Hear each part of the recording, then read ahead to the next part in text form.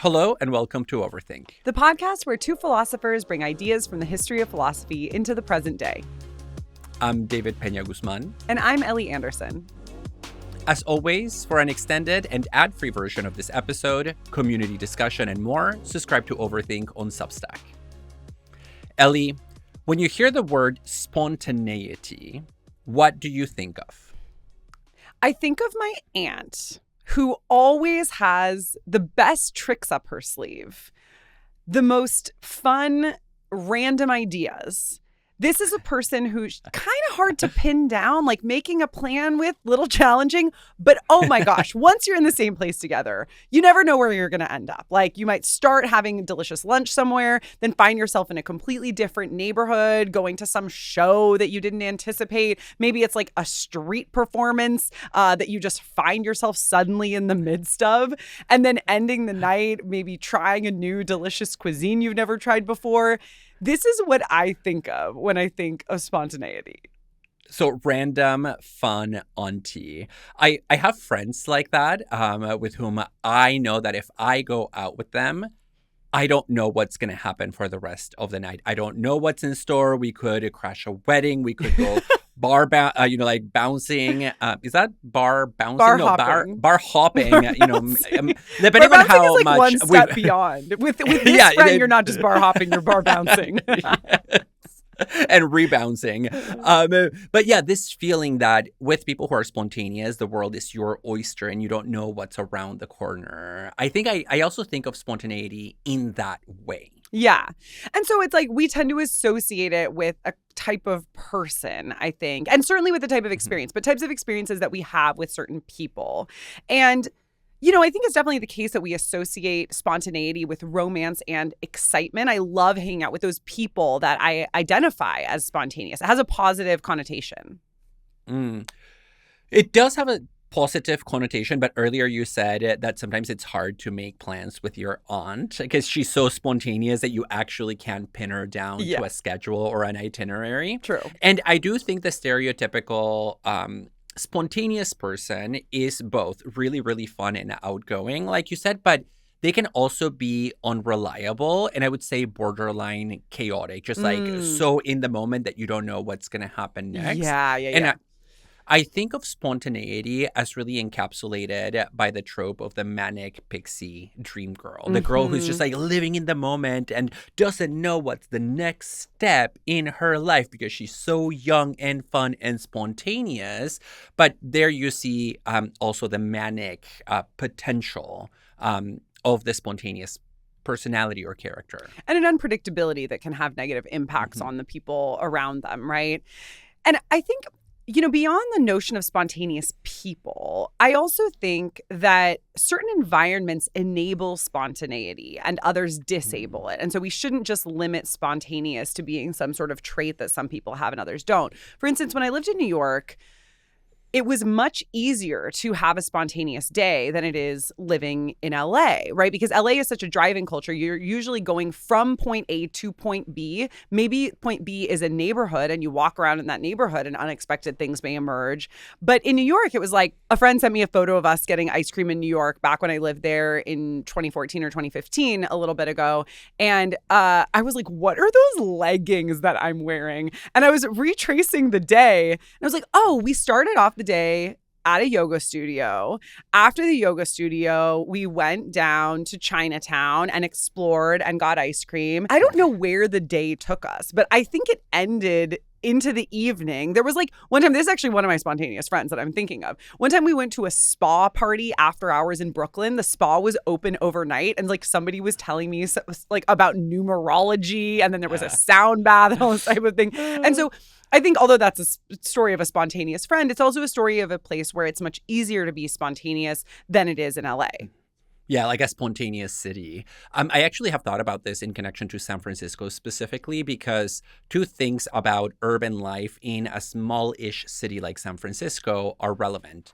One is that people live in very small apartments, and so it pushes people out into parks and clubs and bars. Yeah. And so you're often running into like hordes of people that you know because nobody wants to stay in their tiny apartments. And so there's a Like lot in more New York. social connectivity. Yeah, exactly.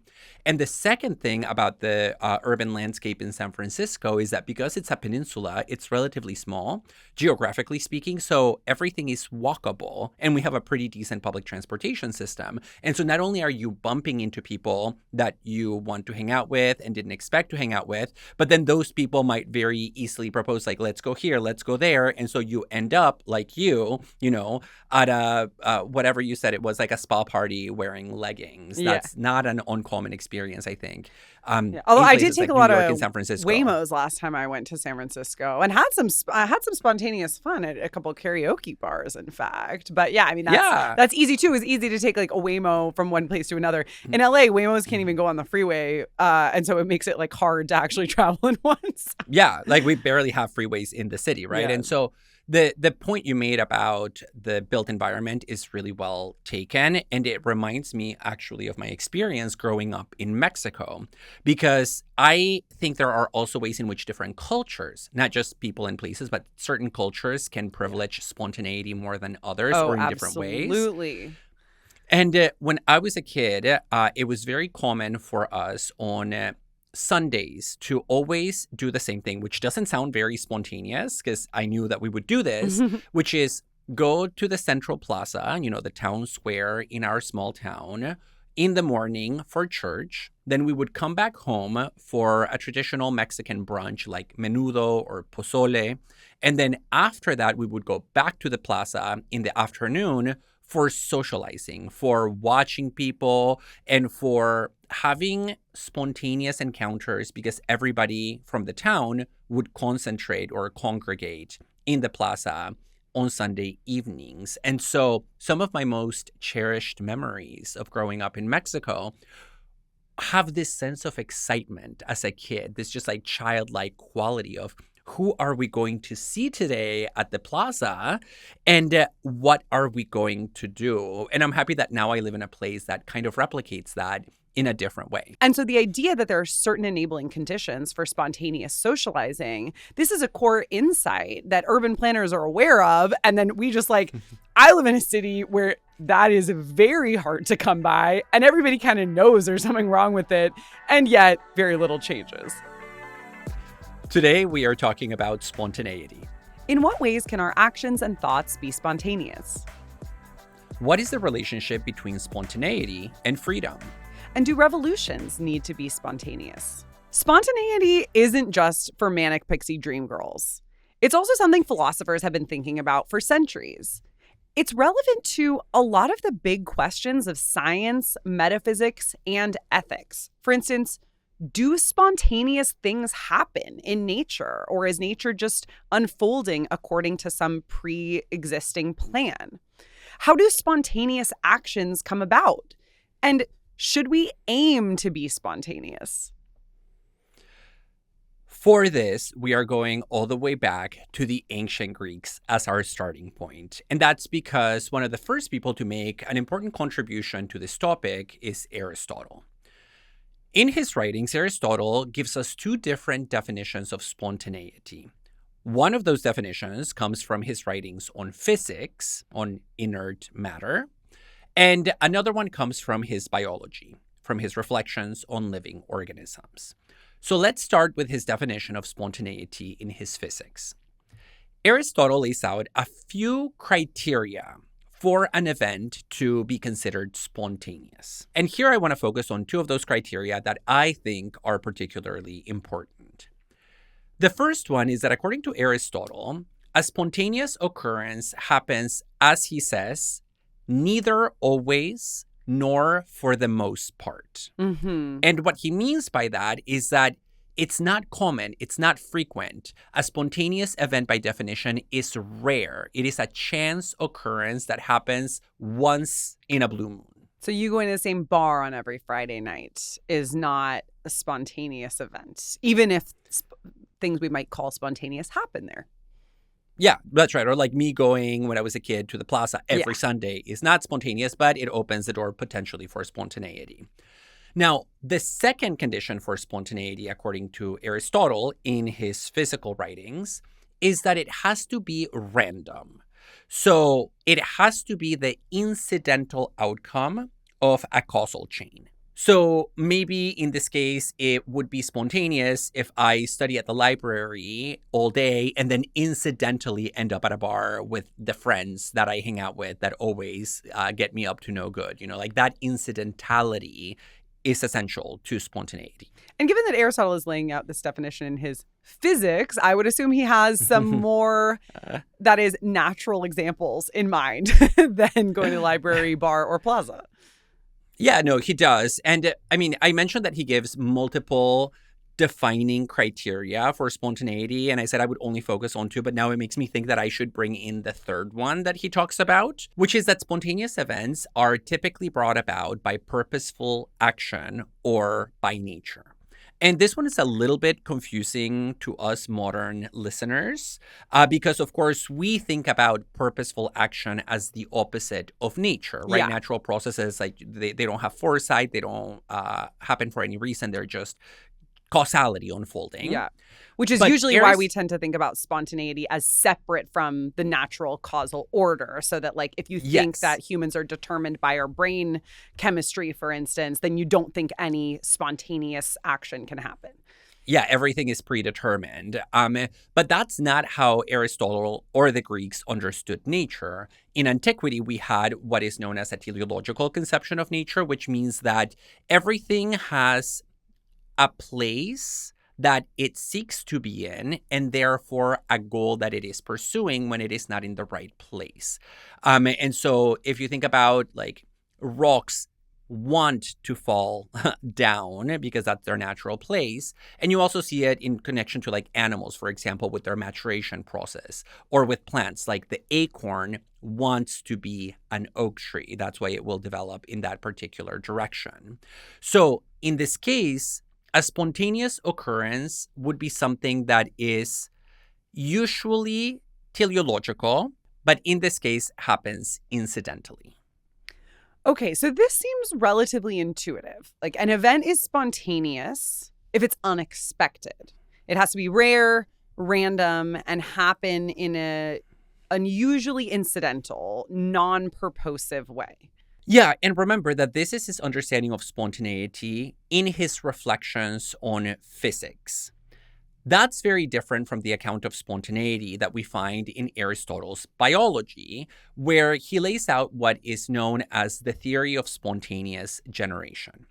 Now, Aristotle had this fully fleshed out and systematic theory of sexual reproduction, right? Like the feminine and the masculine elements combine and through sex bring about reproduction. And of course, we know that with animals, we can identify sex and use sexual dimorphism and sexual differentiation to make sense of reproduction. But Aristotle was really troubled by the fact that when he looked at the natural world, and especially at the animal kingdom, he saw a ton of animals that don't seem to reproduce sexually. And in fact, he saw animals where he's like, yo, is this a boy or a girl? I don't know. Like, is this a lady fly or a man fly? I can't really tell. You know, is this worm a masculine element or a feminine element? Who knows? And so some organisms, and he writes, for example, about insects, are just too small for us to really observe sexual reproduction. And so he thought that they must be reproducing asexually in one way or another. And today, of course, we know that asexual reproduction is a thing. You probably have learned about it in like high school biology. Mm-hmm. But we have an understanding of asexual reproduction that is not the same as Aristotle's. His theory of asexual reproduction is honestly a little bit weird, but kind of fun. I mean, of course it's weird and kind of fun. It's ancient Greek science. Or natural philosophy, as they called it then. Yeah, and so basically he says these weird sexless animals, or like animals whose sex we can't determine, they basically don't have parents at all. they are born straight from a mixture of water and inanimate matter. And so that's his theory of spontaneous generation, that some animals just like spontaneously burst into existence from some combination of water and matter. And his primary example for this was the mollusk, which he was absolutely convinced scientifically was born from mud. Ah, okay. I can just imagine like taking a look at a mollusk on the seashore and thinking, like, did you come from mud? Yeah, like, they're kind of muddy looking also. So maybe there is some way in which he's letting his perception of the animals like guide his interpretation of their origins. A sense of likeness. But he also thought that it made a difference what kind of matter was involved in the production of different animals. So, for example, mollusks come from mud, clams come from sand, and oysters, he says, come from slime. So there is this whole like one-to-one of what material element produces what specific kind of animal. And, this sounds really incoherent to us because we don't accept that life can come from matter. But this was not an invention out of thin air for Aristotle. The theory of spontaneous generation was actually quite a popular belief in his time. And different scholars would debate which animals come from which material base. Those are the fun days. You could just kind of like make shit up. I know. So, for example, like some people not thought so fun scorpions... from like a medical standpoint when they're just making shit up about where diseases come from. But, this part at least sounds a little exciting. Yeah. So like scorpions, for example, were thought to spontaneously generate from the corpses of crocodiles. Like, especially like the matter being rotting flesh. That so like one's when you have just rotting flesh, disgusting. Whoever came up with that one had a sick mind. And so this view held sway for a very long time, like for centuries and centuries after Aristotle. And spontaneous generation view, recently, not the crocodile specifically. Yeah, but also maybe that one, who knows?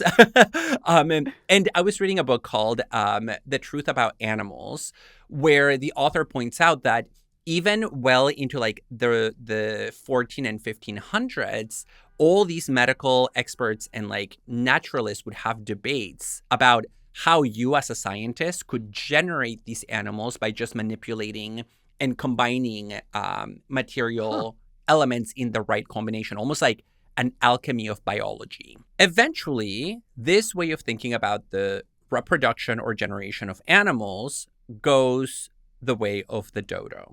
And that happens especially when in the 17th century, an Italian scientist showed experimentally that it's just not true because, for example, flies don't spontaneously generate in raw meat in a covered container.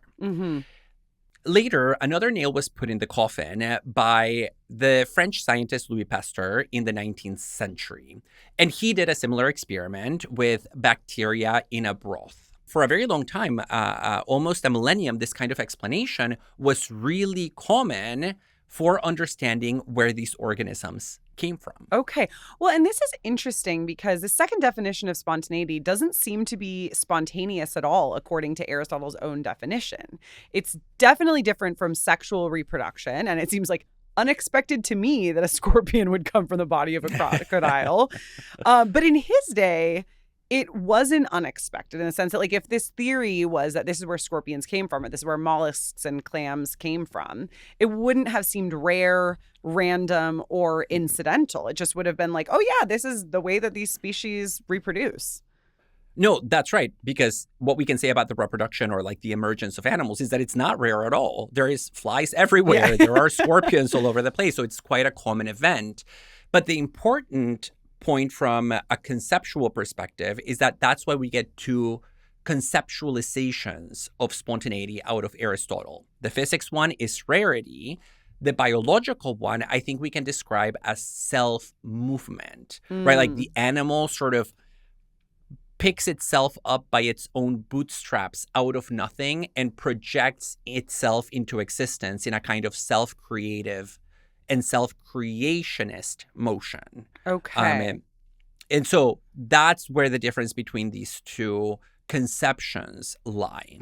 And there is a way in which these two definitions of spontaneity go on to have very different philosophical and scientific lives. So I think in contemporary physics, when people talk about spontaneity, which is not all that common, but maybe occasionally does happen, we maintain the physical definition of rarity. What's a really rare event? Like something that happens, again, once in a blue moon.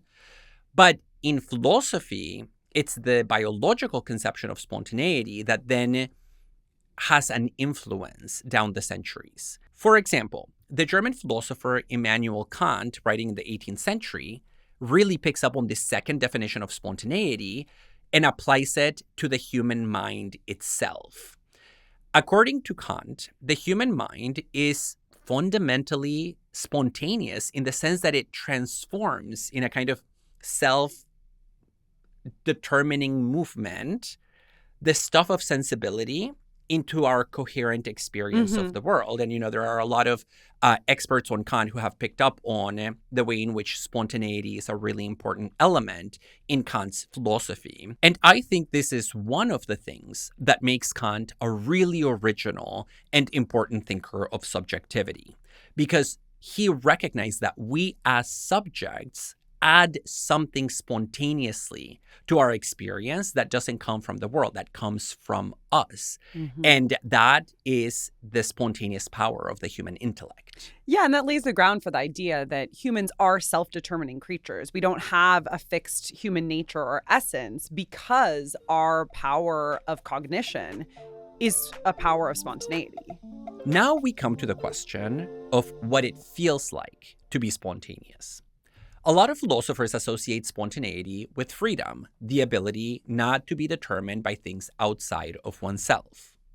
Indeed, for existentialist Jean-Paul Sartre, consciousness or freedom is essentially spontaneity. Yeah, and I think this is where some people might be having the question, well, isn't that just an illusion? I think determinism is a very popular view today, partly but not entirely because of people like Sam Harris. And I think oftentimes ideas like, well, we know because of neuroscience that human freedom is an illusion. And I have a lot of problems with that type of view. But I think a possible response here is that is dependent on the idea that spontaneous or free action outside the order of mechanical causality, something that disrupts the causal chain and which therefore seems inexplicable, right? And if you think that that's the case, you might think there is no such thing as spontaneity. Spontaneity is unconditioned action. But a person who thinks that freedom is an illusion will say, there is no unconditioned action, let alone uncaused action. Yeah, and I mean, you can see why this would make the hairs in the back of the neck of a lot of philosophers bristle. The idea that it's just an illusion because everything is predetermined. But a lot of philosophers line think of that thinking. Too. It's not just That's Sam true, Harris and the who... neuroscientists. People who listen to his podcast. So you can see why that would be a threat to people who believe in something like free will or the value of spontaneity. Moral philosophers have a lot of ways of responding to this deterministic position. One of them is to deny that spontaneity is an illusion. So on this view, we really are free subjects because we are spontaneous beings whose actions are underdetermined by pre-existing causes. So even if I agree that I have a predisposition to always choose chocolate ice cream over vanilla ice cream, and you were like primed by some scientist to like chocolate, for or by day. Past experience or by subliminal messages, it doesn't mean that I will necessarily make that decision.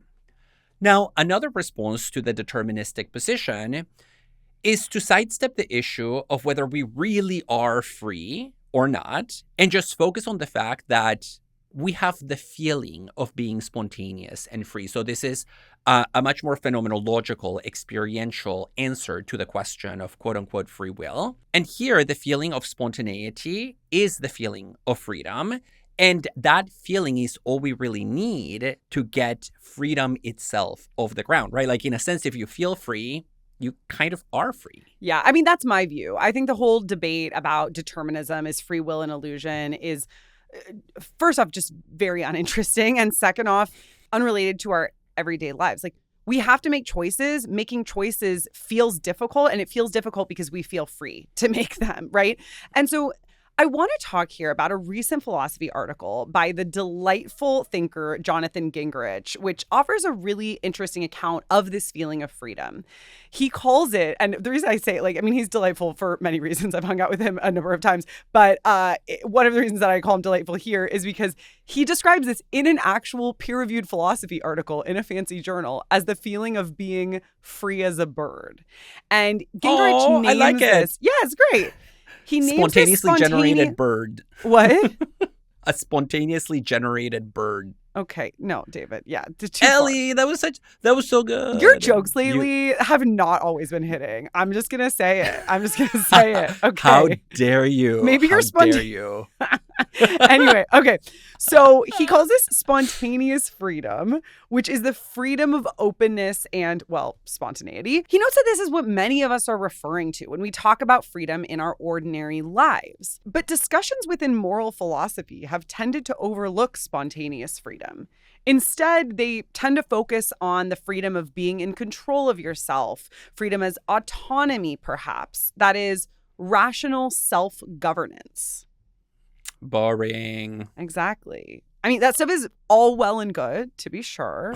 No shade. I know, it's like, oh, no, let me walk that back for my friends who work on it. No, I like it, but maybe not as much. No, I do think I do think it's all well and good. But I agree with Gingrich that we should also be asking, as moral philosophers, what do people feel when they feel free?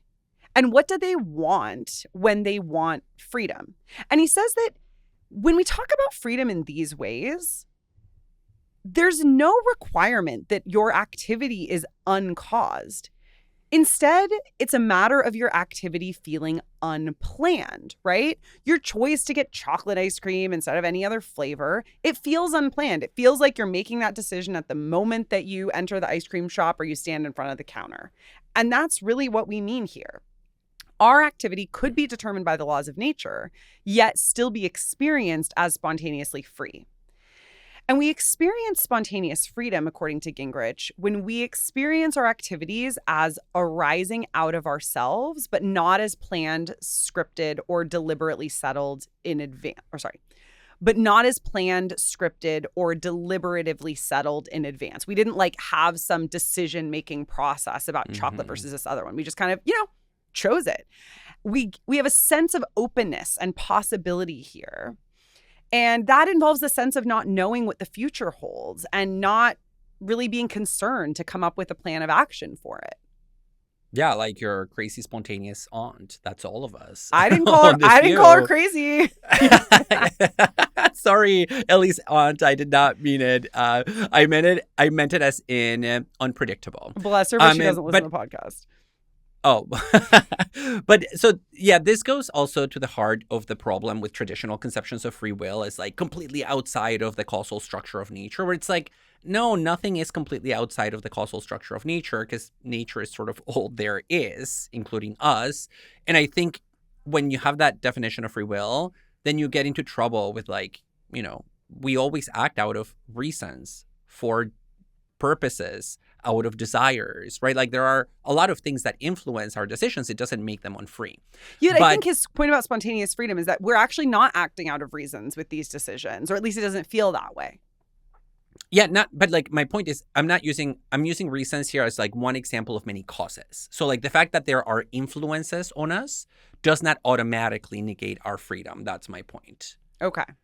Right. And I think this is one way of splitting the difference between free will or freely willed activity and scientific understandings of human beings as part of the natural world. Mm-hmm. Because we can accept that humans are part of nature, that we exist in a system of causes and effects, and yet acknowledge that phenomenologically speaking, we experience a difference between actions that we choose and those that we don't. subjectively, there's a huge difference here, right? Like there's a big difference between me screaming because I want to scream and me screaming because somebody is like inserting a dagger into the side of my torso or dropping a 10-pound weight on my toe, right? You like, really went hard with that one, David. I know I got carried away, but it's a meaningful difference whether it's self-originating or caused by something other than you. And yes, what we want to protect is our experience of the feeling that we are indeed the source of certain actions. Yeah, and I think that's part of what's really interesting about this argument to me is that he is claiming the value of spontaneous freedom. And he notes that a longing for spontaneous freedom is by no means the purview of the wealthy or privileged. So you might initially think, okay, who gets to experience spontaneous freedom? The flaneur walking around the city dressed up in their fancy clothes. But Gingrich contests this and says, no, spontaneous freedom isn't just some luxury. It's actually a widespread feature of human life. And he uses the example of Muhammad Ashraf from Aman Sethi's book, A Free Man. Muhammad is a day laborer in Delhi with a strong desire for freedom, a spontaneous freedom in solitude specifically, or azadi. Spontaneous freedom is desirable because it allows certain kinds of artistic creativity to flourish and the capacity for genuine novelty.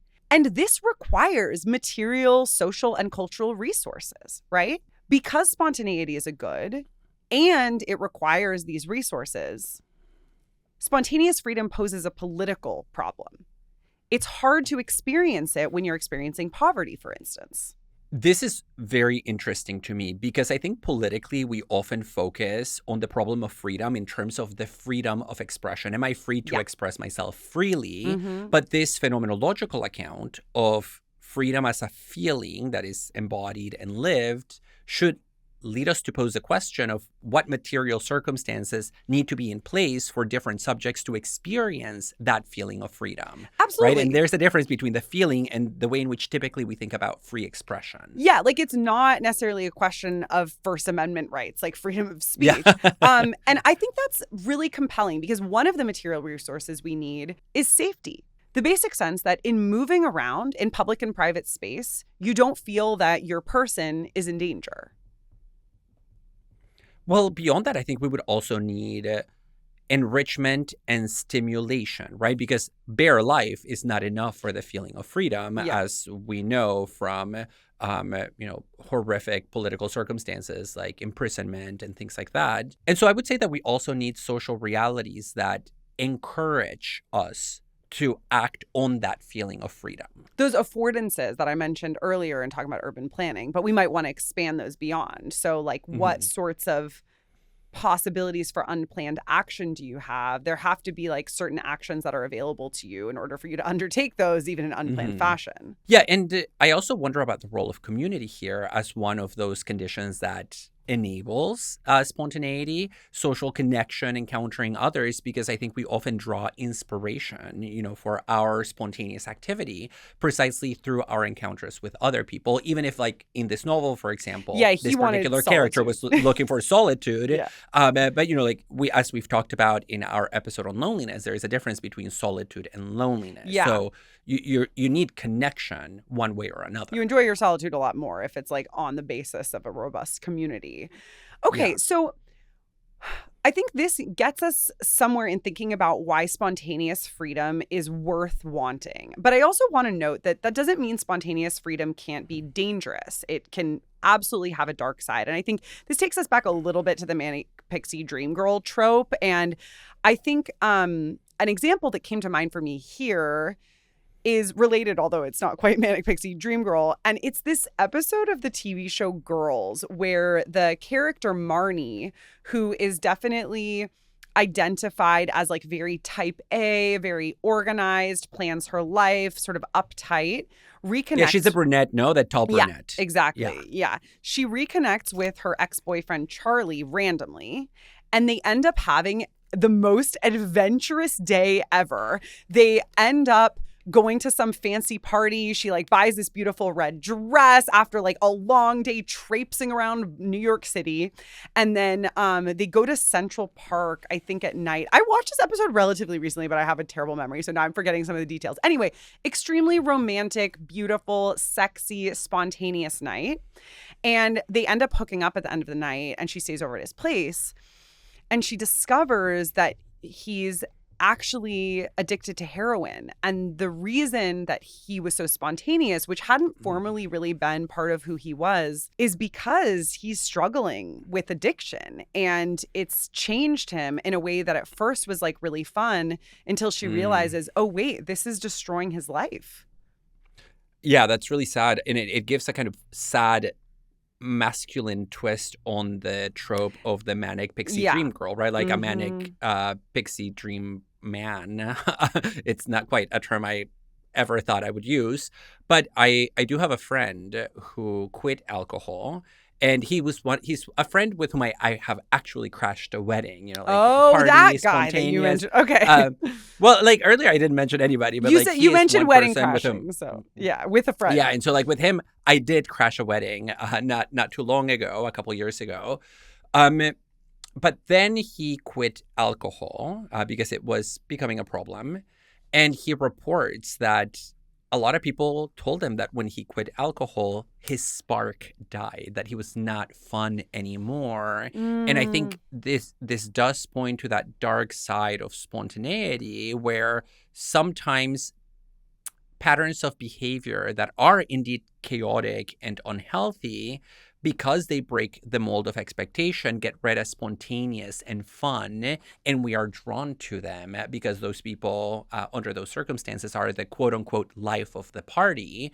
And so it's important for us to think about what we qualify as spontaneous and on what grounds. Yeah. And in fact, I think we mentioned alcohol use in our episode on fun a while back. I can't remember if it was in the main episode or in the bonus, but the way that a lot of, you know, habitual users of alcohol are considered to be like the fun ones, right? And a lot of people talk about how they like to drink so that they're more fun. And I think we see here a connection between spontaneity and fun. A lot of times that feeling of spontaneous freedom, especially when it's with others, is the feeling of having fun. And substances like alcohol drive us to more unplanned activity. And so I think then the question just becomes like, okay, so this feeling of freedom is worth valuing. And we also have to consider its trade-offs. Like in the cases where this feeling is generated by a substance that is harmful, which in its own right is kind of interesting, right? Because we're talking about the feeling of spontaneity being caused by a substance.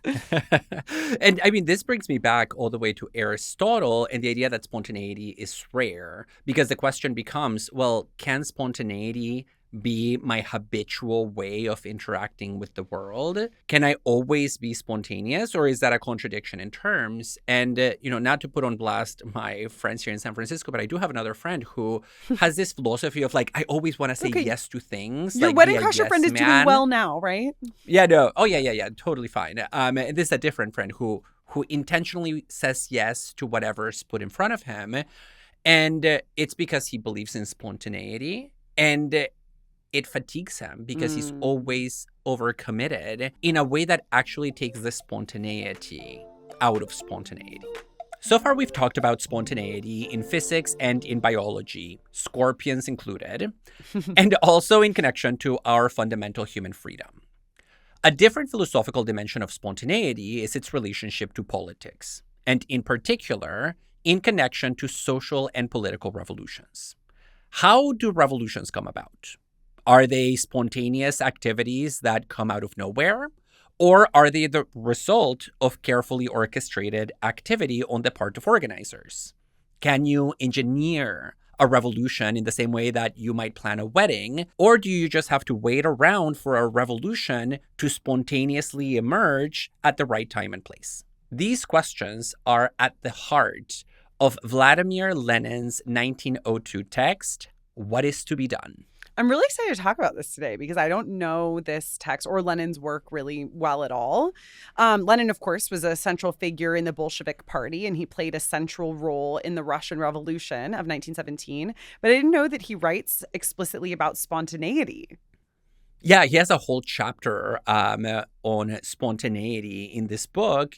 And just to give some historical context for why he's thinking about spontaneity in 1902 in Russia. In the second half of the 19th century, there was growing discontent with the Tsar in Russia because for a number of reasons, the conditions of the people, of the peasants and the working class, were getting worse and worse. And there were a number of spontaneous uprisings that took place. Uprising by workers, by peasants, sometimes even soldiers suddenly disobeying commands from higher ranking officials and sort of like resisting authority. And these uprisings suggested that maybe the conditions were ripe for a revolutionary transformation of society. And so Lenin is looking at these changing conditions and is asking, how do we transform society? Are these spontaneous bursts of political activity that we're seeing here and there and everywhere, are they enough to wholly transform Russian society from the bottom up? Or do we need something else in order to canalize that energy and make sure that it's actually effective? And so that's why he's talking about this, because he's seeing spontaneity. He's just not sure how effective it's actually going to be. Yeah, and I think this question feels highly relevant to the present as well, right? When we think about how quickly spontaneous movements tend to either dissipate on their own, for instance, maybe running out of energy, or are squished by those in power, right? Even in the present, we have a lot of examples of political demonstrations that mobilize people in an unexpected and extremely exciting way, but that don't necessarily lead to lasting change in government or political economy. It seems important to get to the bottom of this. How do we utilize spontaneous action for more established ends, and what can spontaneous actions lead to on a collective level? Yeah, because the worry is that you can have spontaneous activity and then it's just a dead end and nothing happens. Yeah. And in a sense, that is Lenin's worry. He draws a distinction, now to get into the details of the text, between spontaneity. Think about a spontaneously occurring agitation in a factory where the workers are so fed up with their treatment at the hands of the factory owners that they literally just walk out in anger and refuse to work anymore. So for Lenin, that would be an example of spontaneity, something that just comes out of the blue, roughly, not out of the blue without causes, because there are clear material and causes, but nobody could have predicted that now rather than a week ago, this would have happened. And so he distinguishes spontaneity understood in that way from what he calls consciousness. And of course, a term with significant Marxist associations. And consciousness for him, it refers to having a more sophisticated understanding of the causes of your own oppression and letting that understanding guide your activities in the world. It's the 1902 version of being woke. Yeah, exactly. Like consciousness racing, which is a term from the 1970s, or the workers attaining class consciousness. That's how Marx might put it. Now, Lenin says that although spontaneity is the start of consciousness, because it is an outburst of political emotion, spontaneity by itself is not yet an organized struggle that is supported by a party that has revolutionaries fully devoted to it. And you need that in order to really transform this ephemeral explosion of emotion into a much more sustainable movement that can have long-lasting effect on society. And so when Lenin is looking at these isolated uprisings, he's really worried that they are going to run out of steam. And more specifically, he's worried that just spontaneity by itself, without that Marxist self-awareness, actually imposes some limits on the way in which the people involved in these spontaneous activities think about what they're doing.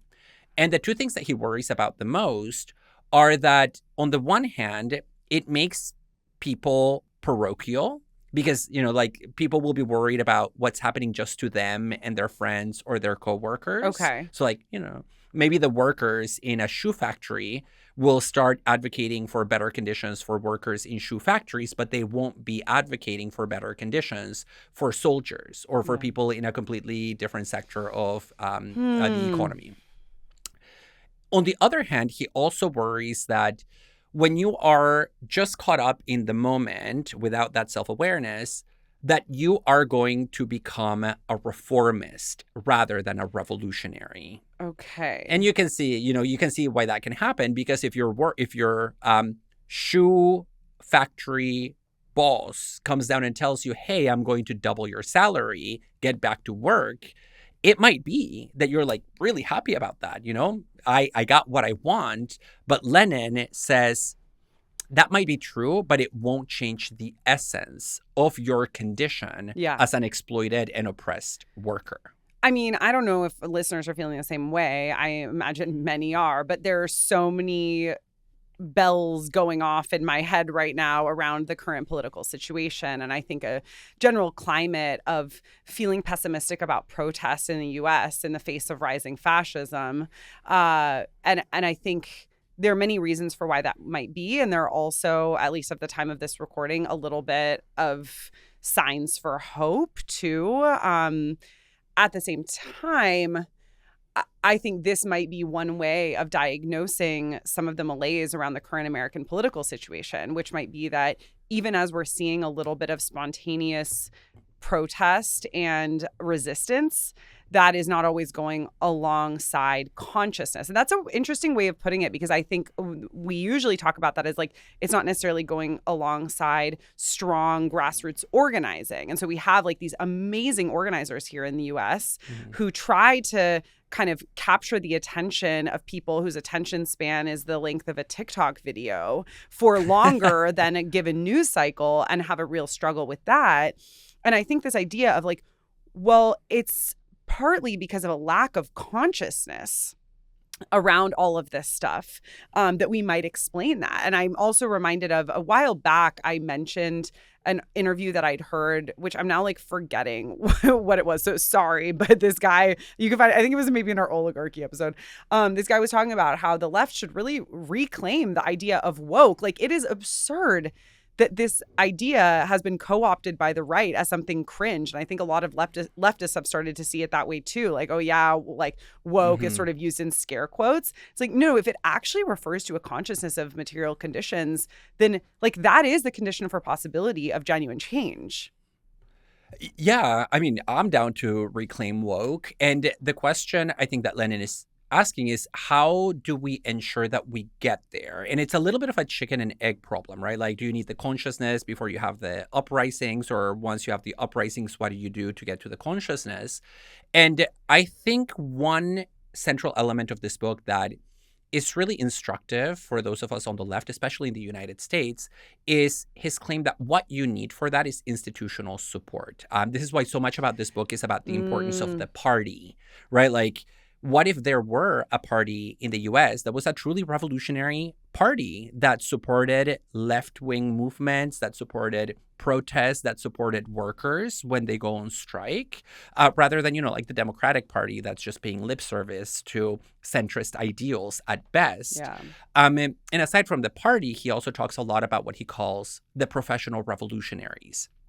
People who are sort of full-time agitators who dedicate themselves to helping organize these events, who bring lunch to the workers, who know how to organize, how to make connections to local communities. And so his answer is that what you need in order for these spontaneous outbursts of political emotion, like anger, to become effective political movements is you need a kind of scaffold, and that scaffold is institutional support from people who know what they're doing. And, in 1902 in Russia, there were groups that were dedicating themselves to that. And that's, I think, what we're lacking in our political present. Who are the people whose job it would be to provide this kind of support? It's not entirely clear.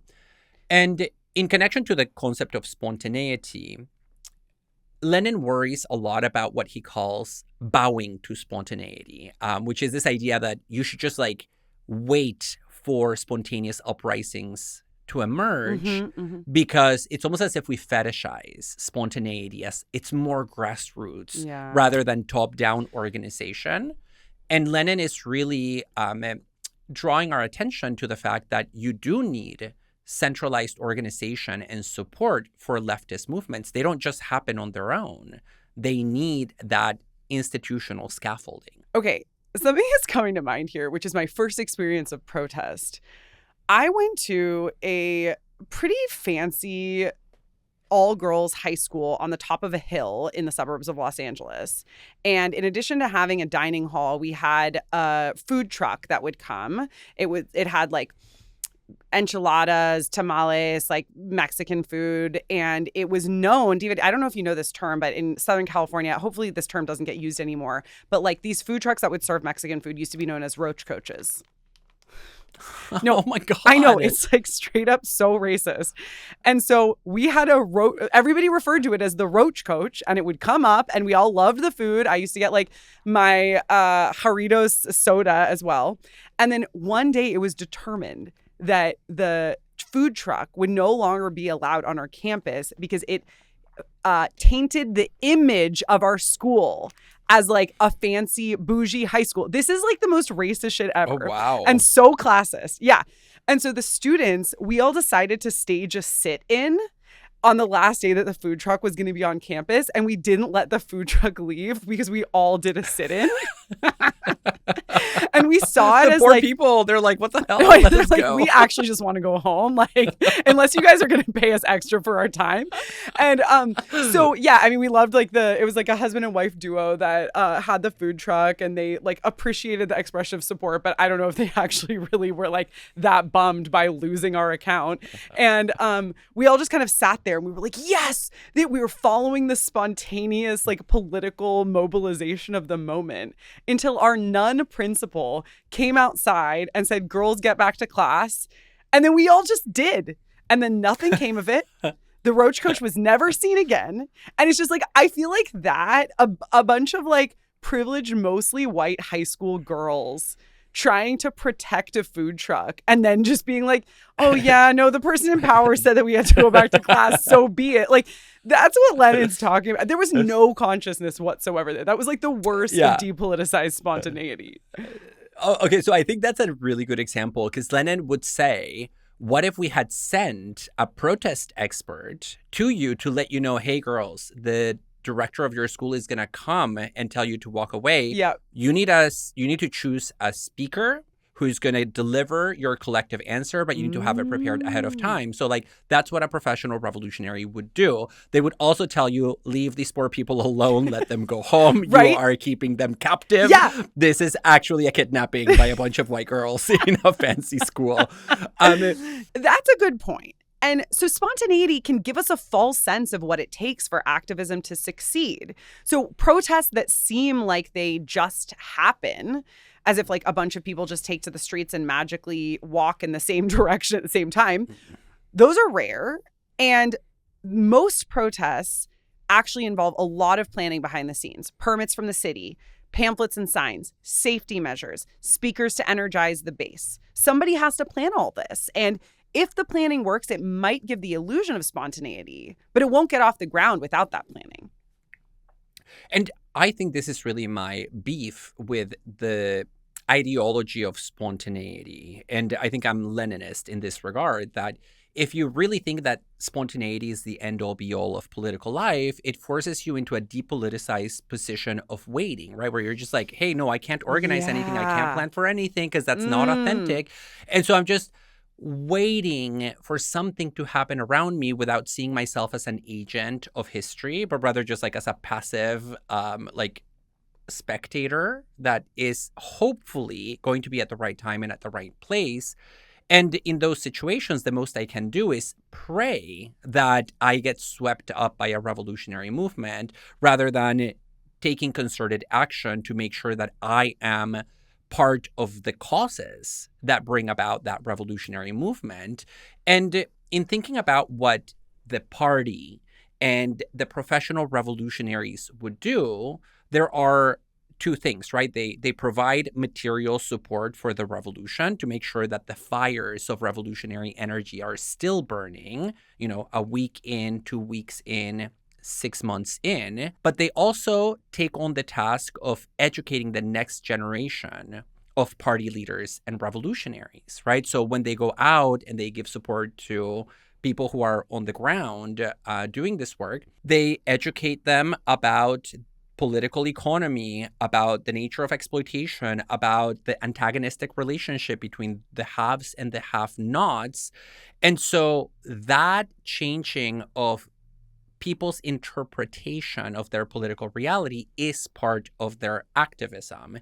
And that's why Lenin says that leftists need to embark on what he calls a fierce struggle against spontaneity. Wow. And, ultimately what I like about his account is that he's not pitting spontaneity and consciousness against one another.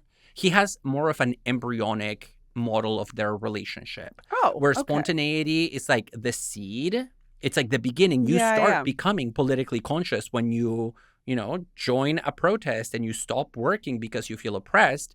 But then you need to see the stages unfold with support without getting stopped at a stage of arrested development. And so the point here is that a spontaneous movement must lead in the end to people seeing the world and themselves through a new lens. And that's a Marxist lens, which obviously Lenin thinks is the true account of social reality.